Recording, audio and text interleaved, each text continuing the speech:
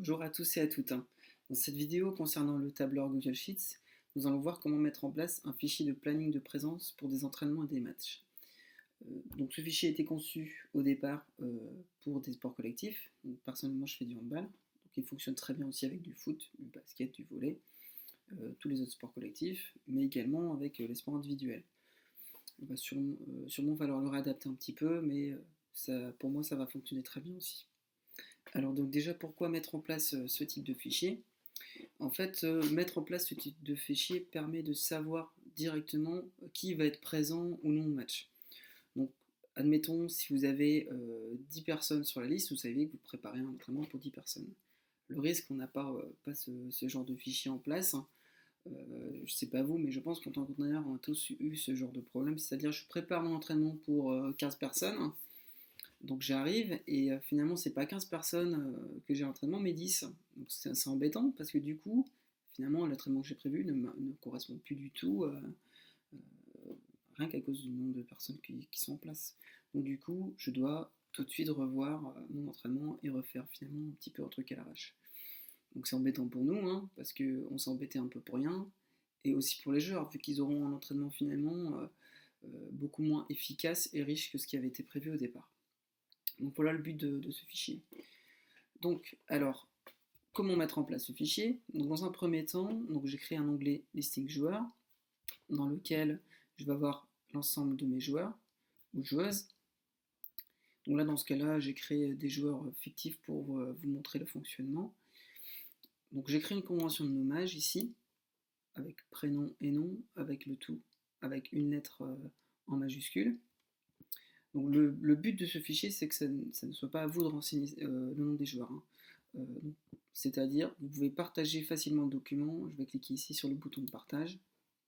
Soit vous renseignez directement l'adresse mail des joueurs, ou vous pouvez au préalable avoir créé une liste de contacts depuis Gmail. Vous renseignez le nom du groupe de contacts en modification OK, et ça va directement partager ce fichier à l'ensemble de vos joueurs.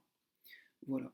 Donc pour le fonctionnement du fichier, ils vont donc noter leur nom et leur prénom dans la colonne listing ici, et ensuite donc renseigner leur statut de présence aux entraînements dans les onglets de mots qu'on va définir tout de suite. Alors, ils vont devoir définir s'ils sont présents avec le P, absents avec le A, et absents pour blessure avec le B, et donc qui apparaît selon les couleurs ici. Alors, passons tout de suite au mois de janvier. Voilà. Donc, les onglets sont répartis comme suit, c'est-à-dire, première colonne, on a les numéros de semaine. Ensuite, on a donc les jours des entraînements. Donc là, par exemple, dans ce cas-là, c'est mercredi et vendredi, et le jour de match. Voilà. Je récupère directement l'ensemble des noms de mes joueurs. Je pourrais le récupérer avec un simple copier-coller, mais dans mon cas, j'ai pas envie de m'embêter, je le récupère avec un append range. Donc, je vais récupérer tous les noms finalement qui sont présents ici, dans mon onglet listing.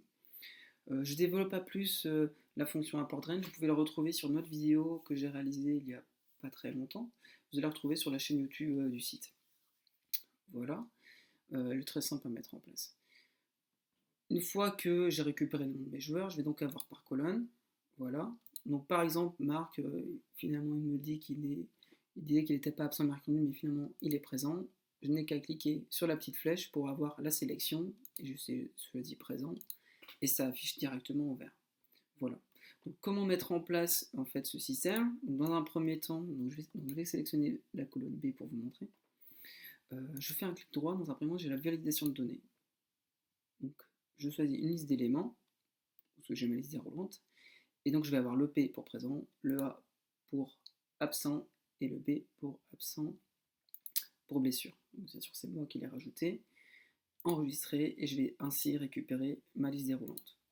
Pour les couleurs, je refais la même chose, je vais sélectionner ma colonne, mise en forme conditionnelle par contre, et là je définis le P doit s'afficher en vert, le A en rouge et le B en orange. Donc, si je vous montre un peu plus en détail, voilà, donc j'ai bien le texte contient P, et donc la mise en forme personnalisée ici, ça va être du vert. Ok, voilà. Donc, tout simplement, grâce à ça, vous allez avoir ce type de fichier. Donc, vous avez vu tout de suite avec les couleurs, c'est beaucoup plus visuel, on va voir directement qui est là et qui n'est pas là. Et même pour les joueurs, c'est aussi beaucoup plus marquant. S'ils sont absents souvent, ils vont le voir eux-mêmes. Et donc, ça peut les pousser finalement à se dire, bon, il est peut-être temps que je me bouge hein, pour être un peu plus présent. Voilà. Autre chose, donc déjà comme ça peut très bien fonctionner, il n'y a pas de problème, hein. Pour aller plus loin, moi j'ai juste rajouté en bas une liste qui va nous calculer le nombre de joueurs présents. Alors ça c'est simplement la fonction NBC, donc je dois définir mon champ, donc ici par exemple j'ai de B3 à B25, et en fait donc les joueurs présents avec entre crochets le P. Et donc ça me les calcule, et là je vois bien que mercredi j'ai 9 personnes. Voilà, donc je sais que je dois préparer un entraînement pour 9 personnes. Donc voilà pour ce fichier tout simplement. Donc vous avez vu, c'est pas très compliqué à mettre en place. Bon, par contre je vous le cache pas, il y a un petit temps de mise en place avec les joueurs, le temps que vous le diffusiez. Allez, il vous faut entre un mois ou deux, le temps que les joueurs prennent l'habitude de leur enseigner, aillent régulièrement. Mais allez, au bout d'un mois ou deux, il n'y a pas de problème, tout le monde a pris le pli. Il faut bien sûr pousser certaines personnes à y aller au départ, mais une fois que tout le monde a vu l'intérêt de ce fichier, ça va très vite et ça facilite le travail de tout le monde, hein. Et vous pouvez notamment, grâce à ça, hein, il n'y a pas photo, gagner en performance pour vos entraînements. Donc voilà, surtout n'hésitez pas à me laisser un commentaire sur la vidéo euh, dans les commentaires ci-dessous ou encore sur l'article du site.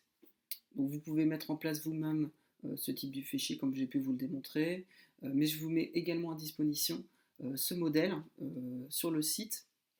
Vous allez pouvoir cliquer sur le lien et après vous n'avez qu'à faire fichier, créer une copie pour l'intégrer à votre compte Google, l'adapter comme vous voulez et donc ensuite le partager avec vos joueurs ou vos joueuses.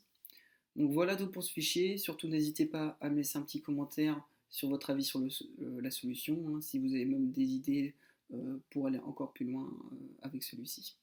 Donc merci d'avoir suivi la vidéo. À bientôt.